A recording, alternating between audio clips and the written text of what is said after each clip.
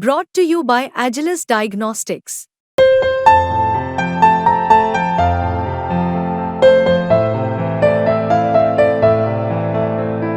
Agilus Diagnostics.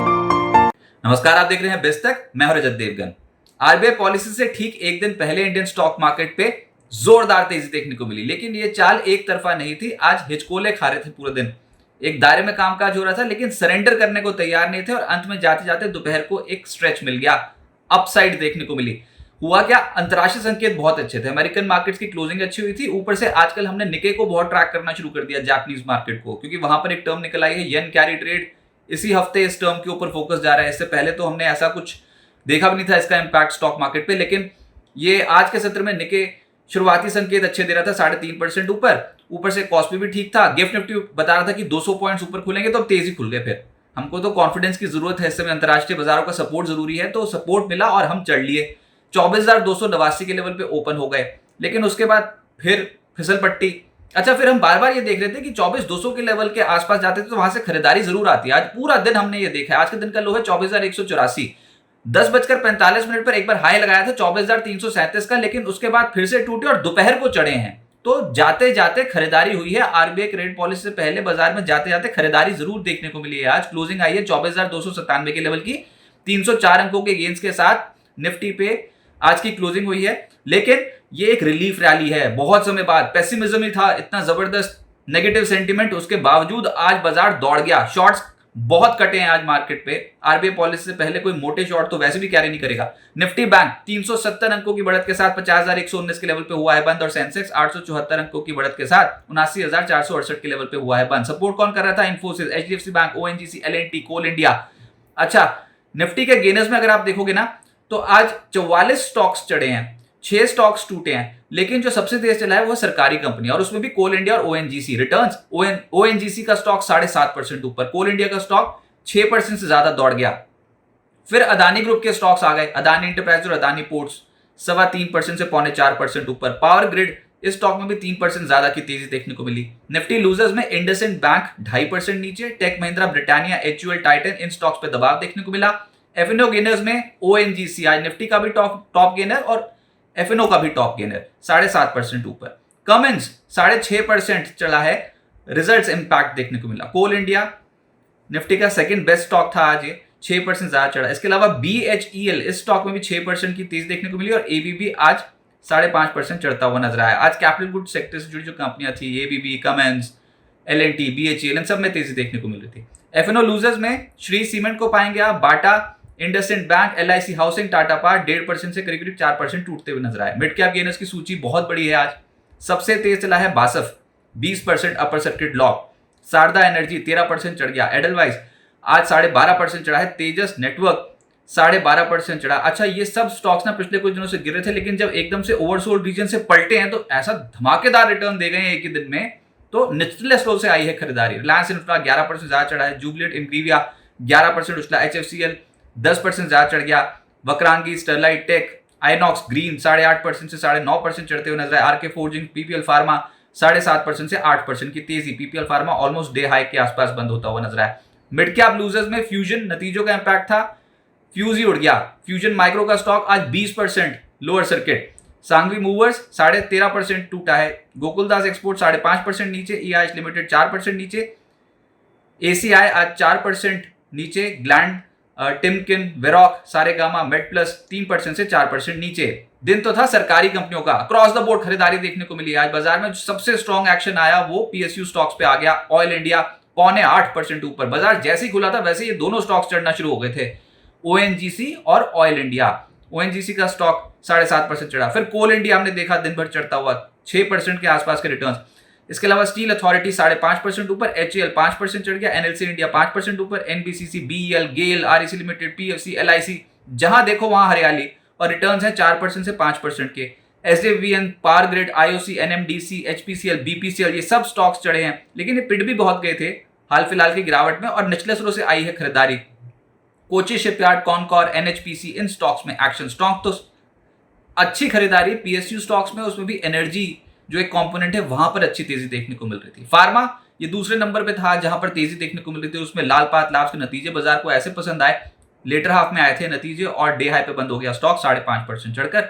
Lupin यहां पर भी नतीजों का इंपैक्ट था, 4.25% चढ़ा है। ऑरबिंदो फार्मा 4% चढ़ा। जाइडस लाइफ बायोकॉन 4.25% चढ़ते हुए नजर आए। एल्केम, सिंजीन, मेट्रोपोलिस, ग्लेनमार्क सब में तेजी थी 3% से ज्यादा। Torrent pharma, Laurus labs, Divi's labs, doctor Reddy's भी चढ़े हैं। मेटल्स में स्टील अथॉरिटी का नंबर आ गया, 5.5% दौड़ गया। हिंद कॉपर, वेदांता 4% ज्यादा चढ़ गए। नाल्को, वेल्समैन कॉर्प, हिंडाल्को, एनएमडीसी, जेएसएल इन सब स्टॉक्स में 3.25% से लगभग 3% 4% के आसपास के ब्रैकेट की तेजी देखने को मिली। और जेएसडब्ल्यू स्टील और टाटा स्टील भी 2.5% चढ़ते हुए नजर आए। फाइनेंशियल्स में तो पावर फाइनेंस कंपनियां ज्यादा तेज थी, जिसमें पीएफसी और आरईसी शामिल हैं। 4.25% से 4.5% चढ़े हैं। मुथूट फाइनेंस, चोला फाइनेंस इन स्टॉक्स में भी तेजी देखने को मिली, 3.25% से 3.5% की। और फिर ICICI Pru, Shriram finance, SBI card, HDFC life इन सब में तेजी थी। तेजी आपको इसलिए दिखाई दे रही है कि निफ्टी ही निचले सिरों से पलटा है। ओवरसोल्ड जोन से फिर बहुत सारे स्टॉक्स आज पलटते हुए नजर आए। बैंक्स में आज पीएसयू बैंक्स ज्यादा तेज चले हैं as comparative to private banks. उसमें IOB, Canara bank, UCO bank, PSB, bank of Maharashtra, PNB, bank of Baroda और एसबीआई जैसे स्टॉक्स में तेजी थी। ऑटोज में टीवीएस मोटर देख रहे हैं नतीजों के बाद स्टॉक में अच्छी तेजी देखने को मिल रही है, 4.25% ये स्टॉक तेज हुआ। एक्साइड 3.25% चढ़ा है। Motherson, Bajaj auto, Bharat forge, Maruti, MNM 2% से 3% चढ़ते हुए नजर आए। और रियल एस्टेट स्टॉक्स में तेजी देखने को मिली कंसेक्यूटिव सेकंड सेशन में। खैर खबर यहां पर बड़ी थी कि इंडेक्सेशन बेनिफिट आपको लेना है कि नहीं, ये अब आपके हाथ में है। 23 जुलाई 2024 से पहले अगर आपने कोई प्रॉपर्टी ली है और उसको बिक्री करेंगे आप, तो आपके पास दो विकल्प हैं। एक तो इंडेक्सेशन बेनिफिट के साथ 20% का टैक्सेशन, और अगर आप प्रॉपर्टी बिक्री करते हैं, अगर आपको इंडेक्सेशन बेनिफिट नहीं चाहिए तो 12.5% का long term capital gain tax आपको चुकाना पड़ेगा।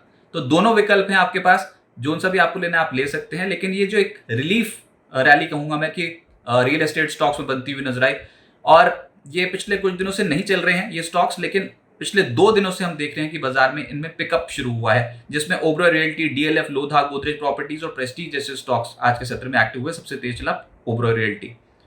आईपीओ मार्केट में हलचल तेज है। ब्रेनबीज सॉल्यूशंस का आईपीओ खुला हुआ है। इनका फेमस ब्रांड है फर्स्ट क्राई।